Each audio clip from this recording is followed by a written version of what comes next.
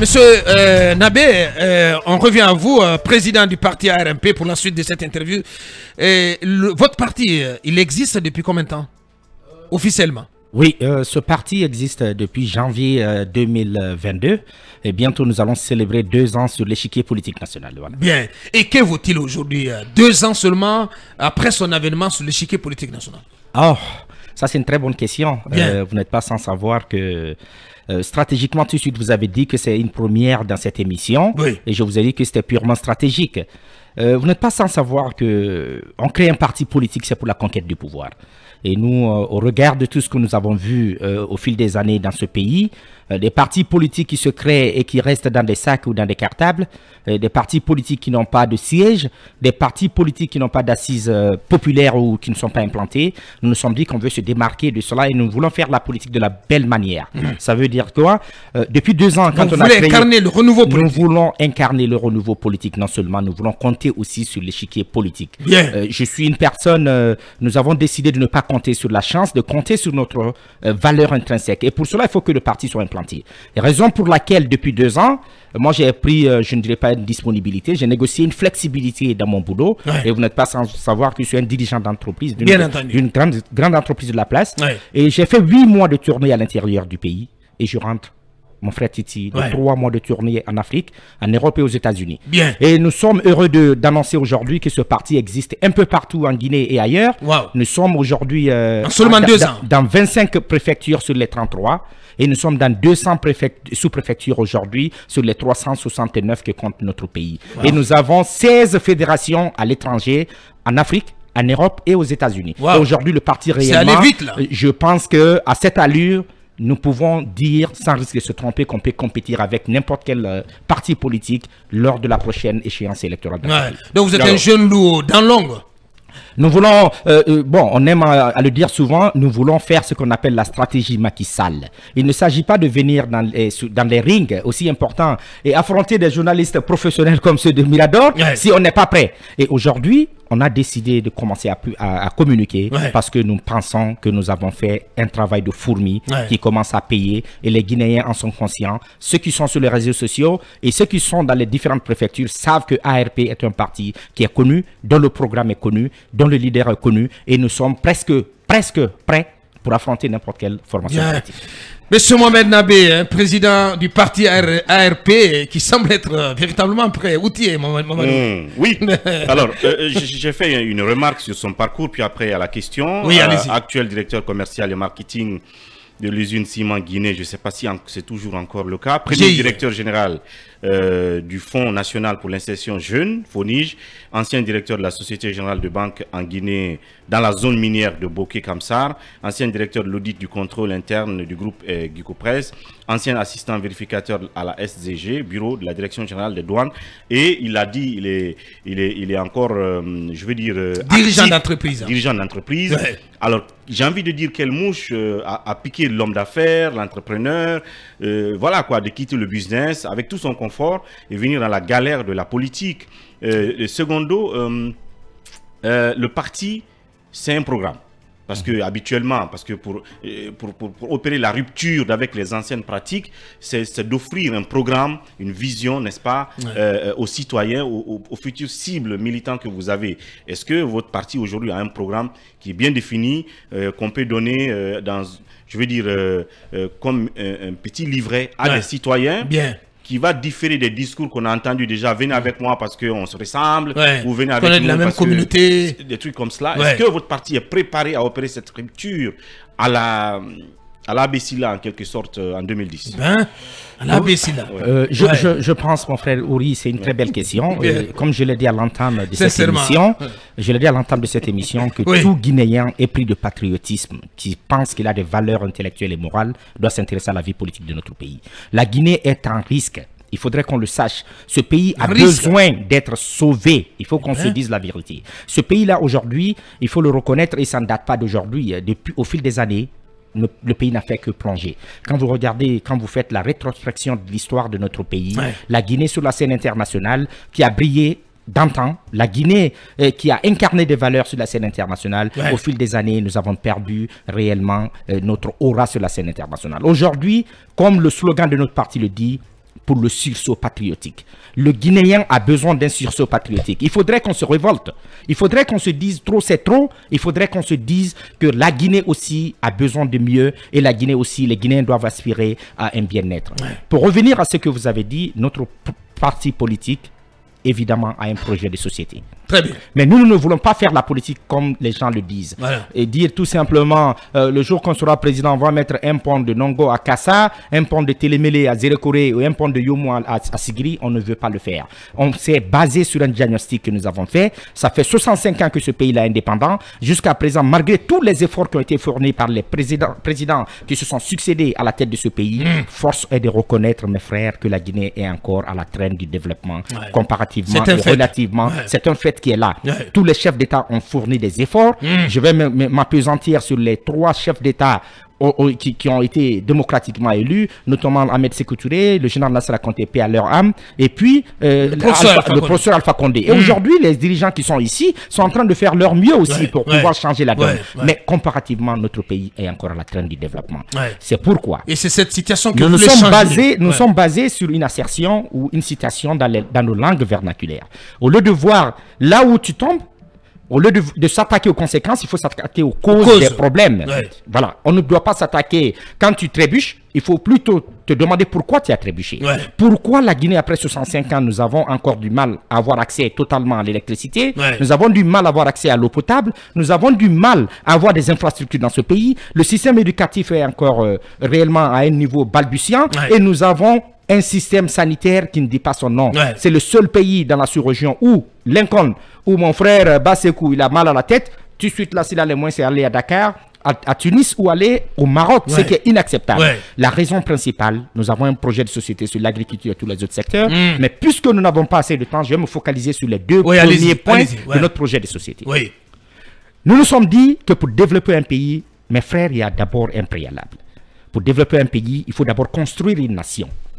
La Guinée, force est de reconnaître que depuis 65 ans, nous avons un État, nous avons un pays, nous avons une république, mais on n'a pas su encore construire une nation. Je vous donne un exemple. Lors de ma tournée à l'international, mon frère Lincoln, j'étais attristé. J'arrive dans une ville ou dans un pays, je veux saluer la communauté guinéenne, on me dit il faut faire 4 colas.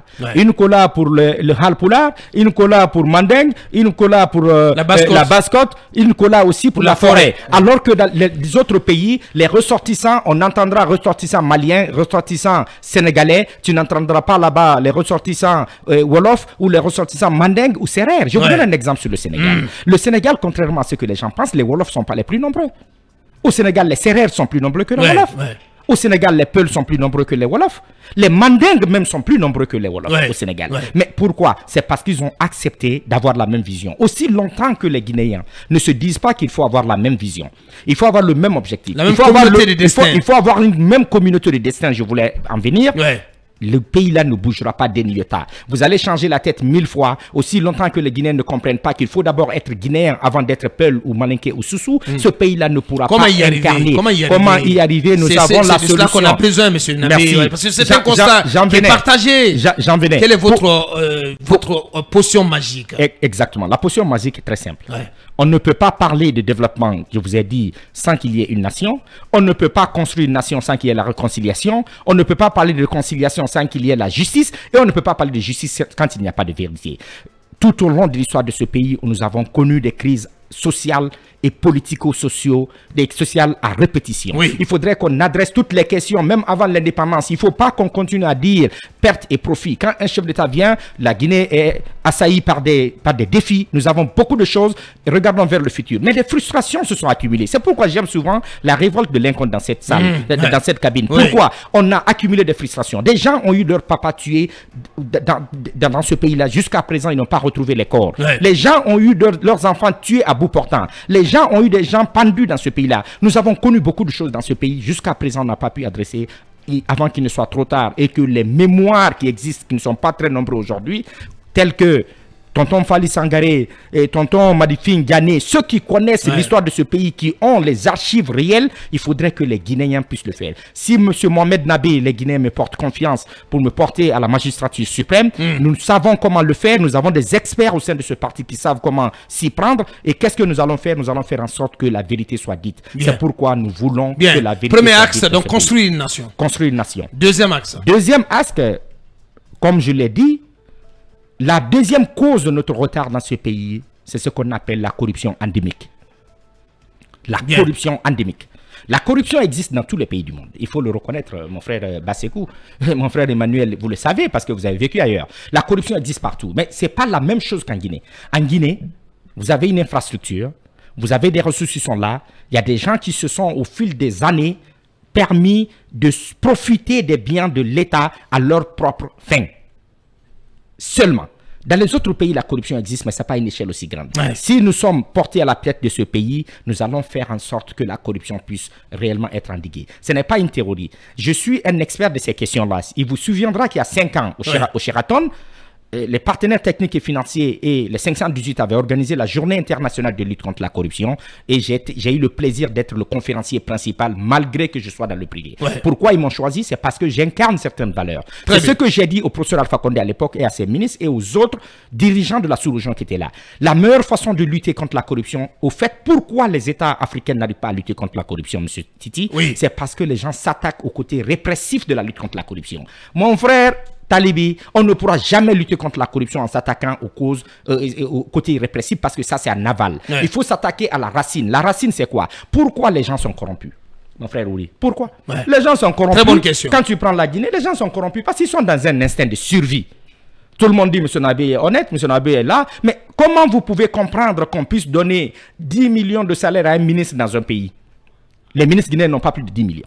Comment vous pouvez... Ça a changé entre-temps. Non, non, ça n'a pas changé. Aujourd'hui, ils sont autour de 60 millions. D'accord, donc ça c'est une nouvelle donne que moi je n'avais pas. Mais comment vous pouvez comprendre, prenons le fonctionnaire lambda, comment vous pouvez comprendre que les gens se retrouvent aujourd'hui dans une situation où à la fin du mois, ils ne peuvent pas payer leur loyer, ils ne peuvent pas faire autre chose. C'est vrai que c'est pourquoi je salue le fait qu'hier, le gouvernement ait fait un effort pour pouvoir monter à 25%. Je pense que c'est, je pense jusqu'à 30%. Ça c'est une très bonne chose. Parce que pour lutter contre la corruption, la cause fondamentale, pourquoi les fonctionnaires guinéens sont corrompus? Je vous dis fondamentalement, c'est à cause de deux raisons. La première raison, ils sont dans un instinct de survie. Les besoins fondamentaux et élémentaires qui sont dans la vie d'un être humain, ils n'arrivent pas à satisfaire. Et avec ton salaire de 2-3 millions, tu ne peux pas payer ton loyer. Et aujourd'hui, le loyer moyen en Guinée, c'est entre 1 million et 1 million 500. Tu ne peux pas payer la popote, tu ne peux pas envoyer tes enfants à l'école, tu ne peux pas soigner.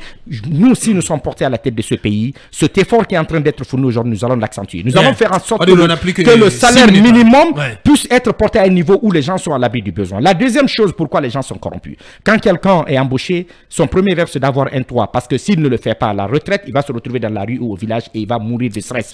Nous allons développer les logements sociaux pour les Guinéens, pour faire en sorte que les Guinéens puissent avoir un salaire décent, que les Guinéens puissent aussi avoir accès au logement. Là, au moins, tu sais qu'à la fin de ta carrière, tu as là où rester. Et je pense qu'il n'y a pas de problème. Il ne reste plus beaucoup de temps. Votre regard d'ensemble sur la gouvernance CNRD et sur la conduite de cette transition. Et pour vous, quel type d'organe de gestion des élections parce que la problématique est posée pour, en tout cas, organiser toutes les élections qui sont prévues pour sortir de cette transition. D'accord. Donc, vous savez, la perfection n'est que divine. Hein. Il faut qu'on se dise la vérité. Tout est perfectible. Toutes les œuvres humaines sont perfectibles. Aujourd'hui, force de reconnaître que même si on est frappé par le syndrome guinéen, le syndrome guinéen, c'est quoi? C'est la mauvaise foi. Il faut reconnaître quand même que même si on est frappé par le syndrome guinéen, les autorités de la place aujourd'hui sont en train de poser des actes qui vont dans le sens de l'amélioration d'un certain nombre de choses. Et deux actes fondamentaux ont été posés dans ce pays-là. Il ne faut pas qu'on l'occulte. L'organisation de ce 28 septembre, moi-même, ce jour-là, c'est Dieu qui m'a sauvé. Fondamentalement, les gens savent que je n'aime pas le retard. C'est parce que ce jour-là, j'ai overslept, c'est-à-dire en français, j'ai dormi de trop. Je me suis réveillé au moment d'arriver à Bellevue. Ils avaient déjà barricadé et les tirs avaient déjà commencé. Sinon, j'allais être aussi peut-être une des victimes là-bas. Je sais qu'il y a eu des atrocités. Je sais qu'il y a eu des problèmes. Et aujourd'hui, l'organisation de ce procès, c'est un ouf de soulagement pour les victimes et les parents des victimes et ceux-là qui ont disparu. Aussi, la création de cette CRIEF. c'est un élément important. Je vois les journalistes et les analystes aujourd'hui se focaliser sur le côté répressif de la création de la CRIEF. Moi, je ne me focalise pas sur ce domaine-là. Étant un expert dans le domaine, c'est la perception face à la chose publique qui a changé dans ce pays-là. Ouais. Étant un dirigeant dans le privé, je le sais. Certains cadres se permettaient de faire certaines choses ici que je ne peux pas dénoncer sur cette antenne. Ouais. Aujourd'hui, même quand tu leur proposes, ils te disent non, moi je ne veux pas aller à la CRIEF. Je ne veux pas aller à la CRIEF. Ça veut dire quoi? Cette création a changé. Il y a un nouvel état d'esprit. Les gens ont changé de paradigme et changé de mentalité. Par contre, il faut reconnaître que, comme je l'ai dit, tout n'est pas parfait. Quand tu aimes quelqu'un, tu lui dis la vérité. Tu ne le laisses pas aller tomber dans un trou. Tu ne le laisses pas glisser. Quand tu sais qu'il y a des substances glissantes qui sont sur la chaussée. Qu'est-ce que je peux dire aussi aux responsables de la junte? Deux choses. Aujourd'hui, ils sont sur la bonne pente. Aujourd'hui, ils sont en train de poser des actes. Aujourd'hui, ils sont en train de faire en sorte que cette transition puisse réussir sur le plan économique et sur le plan social et sur le plan politique. Mais le plus grand danger, c'est d'éviter des crises sociales. Il y a certaines crises dont ils n'ont pas besoin. C'est pourquoi je salue le fait qu'ils ont eu une oreille attentive aux syndicats. Parce qu'aujourd'hui, nous avons une frange aussi de la population, des acteurs politiques qui ne sont pas d'accord sur la conduite de la transition. Bien entendu. Il ne faut pas encore qu'on en ajoute à une autre crise. Il faut qu'il soit une oreille attentive. Et l'autre chose, par exemple, qu'ils peuvent pas faire, c'est le fait que aujourd'hui, ce parti-là, je vous ai dit que nous allons lutter de façon acharnée contre la corruption sans faire du tort à quelqu'un. Mais il faut reconnaître que nous voulons que la boussole réelle soit la justice. Ceux qui sont en prison, je veux que les autorités les jugent. Je veux que les Guinéens sachent qui a fait quoi. S'il y a quelqu'un de fautif, nous voulons que la personne paye réellement pour les forfaitures qu'il a eu à poser. Mais si les gens ne sont pas coupables, qu'on les libère. Mais en attendant, ceux qui sont malades, qu'on les autorise à se soigner. Et ceux qui sont là, je pense que ces gens, c'est des autorités, ils n'ont pas droit ou ils n'ont pas réellement intérêt à s'éclipser dans la nature parce que ce serait vraiment éteindre leur carrière politique et leur vie. Et je pense que cette honte, ils ne l'accepteront pas. On peut mettre les gens en résidence surveillée. Cette partie-là, je pense que les autorités peuvent bien faire. Et sans compter des multitudes d'actes qu'ils sont en train de poser, il faut reconnaître que c'est une bonne chose. Pour revenir à la dernière question qu'il a posée, l'organe de gestion des élections dans ce pays, Monsieur Titi, vous n'êtes pas sans savoir que je suis un expert des questions électorales. Je donne la primeur. Comment surveiller des élections, plusieurs fois, récemment au Nigeria. Et aujourd'hui, je donne la primeur à cette émission. Je pense que c'est la première fois que je vais l'annoncer. Je viens de recevoir avant-hier, l'invitation de l'Union africaine. Le sommet mondial sur la démocratie et les processus électoraux sera organisé cette année par l'Union africaine, qui va regrouper tous les acteurs liés au financement et à la mise en œuvre, à la programmation et la mise en œuvre des élections. Et qui vont se retrouver 50 institutions internationales, notamment le PNUD, les Nations Unies, l'Union européenne. L'année dernière, on était à l'Union européenne à Bruxelles et c'est le tour de l'Afrique, de l'Union africaine de l'organiser. Je bouge le mardi prochain pour une semaine de sommet et je suis quand même heureux de vous annoncer que je suis le seul Guinéen qui est invité qui est sélectionné là-bas. Aujourd'hui, ça se tiendra au siège de l'Union africaine à Addis Abeba et tous les acteurs qui sont impliqués dans les élections. AFS-NDA sera là. Et comme il l'a dit, aujourd'hui, il faudrait d'abord dire une chose. Il y a 3 types d'organes de gestion. Il n'y en a pas plusieurs. Il y a ce qu'on appelle l'organe de type gouvernemental. Ça veut dire que toutes les fonctions liées au processus électoral sont organisées par un ministère en charge de cette question. Dans notre pays, c'était le ministère de l'Intérieur quand Tonton Gomez était là. Et aujourd'hui, c'est le ministère de l'administration du territoire. Il y a le modèle qu'on appelle le modèle indépendant, c'est-à-dire mettre en place une CENI ou une Sénat, autonome ou indépendante. Et toutes les fonctions seront organisées sans qu'il y ait une immixtion de l'État. Et il y a le modèle qu'on appelle hybride et mixte. Aujourd'hui, il faut reconnaître une chose. Pourquoi les CENI ont été créés? Il faut d'abord qu'on analyse le contexte. On n'a plus beaucoup de temps. Voilà. Faites-nous une proposition. Parce que là, on est obligé de vous réinviter, sincèrement. Parce qu'il y a tellement de bonnes choses à entendre. La proposition que nous allons faire, c'est qu'aujourd'hui, puisque les acteurs, le CNRD nous a dit dans une charte, et aujourd'hui, ils continuent à tenir le même discours, qu'ils ne sont pas partie prenante, ils ne sont pas joueurs, ils ne seront qu'arbitres. Si c'est eux seulement, si ça, c'est le cas, ils n'ont pas un candidat, et puis en plus, ce n'est pas eux qui se présentent, moi, je n'ai aucun problème, et ça n'a jamais posé de problème que le ministère organise. Mais par contre, le ministère on n'a pas toutes les compétences qu'il faut là-bas. Il faut saluer aujourd'hui l'engagement et le sens de responsabilité de ce ministre qui se bouge et qui est en train de mettre beaucoup de choses en place. Mori Kondé, il faut quand même qu'on le reconnaisse. Oui, et la personne qui est à la tête de ces départements, de cette direction là-bas, Zénab, a une expertise avérée et c'est une personne rigoureuse. Donc aujourd'hui, tout ce qu'on a besoin de faire, laisser la direction le faire. Il faut ériger cette direction nationale en direction générale ou office. En direction générale ou office pour donner un peu plus d'indépendance ou d'autonomie à la direction. Et puis, deuxièmement, que la direction puisse recruter des gens sur la base de leurs compétences, de leur probité morale et de leur expérience des questions du processus électoral et qu'on crée une direction technique, quitte à ce qu'on prenne une de ces personnes-là qui va seconder Zénab au sein du ministère pour donner un peu plus de garantie aux acteurs politiques pour ne pas qu'on crée encore une autre crise. Je veux dire, le gouvernement organise, mais le gouvernement recrute des experts dans le domaine et peut-être un de ces experts peut être directrice ou directeur général adjoint de cet office-là, l'idéal, ou de cette direction générale. Pour terminer, vous croyez au retour à l'ordre constitutionnel dans le délai convenu avec la CEDEAO, c'est-à-dire du fin 2024? Jusqu'à preuve du contraire, je crois. J'y crois. Pourquoi? Parce que moi je pense que... Mais un glissement, le calendrier n'est pas à exclure.